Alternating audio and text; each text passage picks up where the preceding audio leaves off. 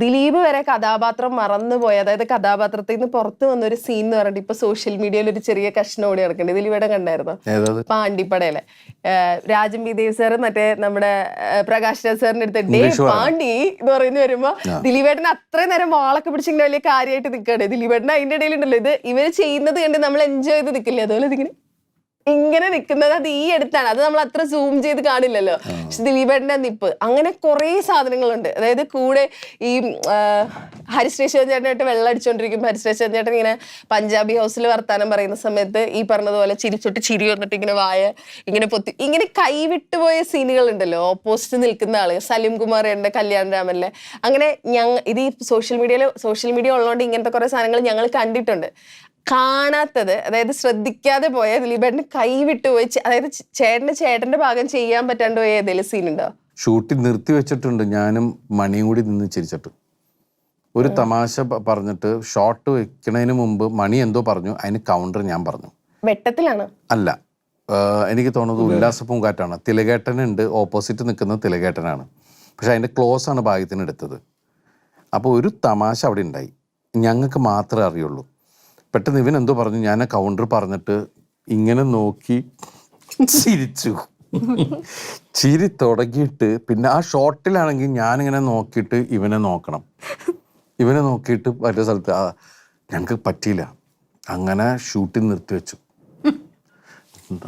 Generator of ചെയ്തോളം പറഞ്ഞു. Director ആദ്യം എൻ്റെ കൂടെ ചിരിച്ചു വിനേട്ടൻ.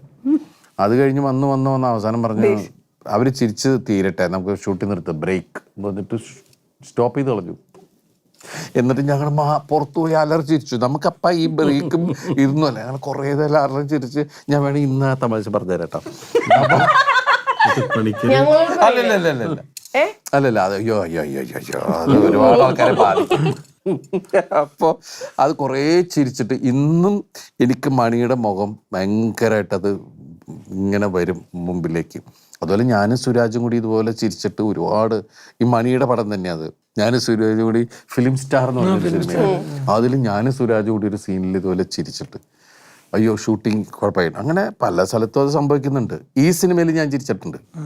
ഇവർ രണ്ടുപേരുടെ കൂർക്കബലി കേട്ടിട്ട് അതിന്റെ ടോൺ കേട്ടിട്ട് ഈ സിദ്ദിഖയും ഈ ബിന്ദു പണിക്കരും, ഈ ബിന്ദു പണിക്കരല്ല ഇത് മഞ്ജു പിള്ള, ഇവിടെ ഒരു ബിന്ദു പണിക്കരുണ്ട് വിചാരിക്കും.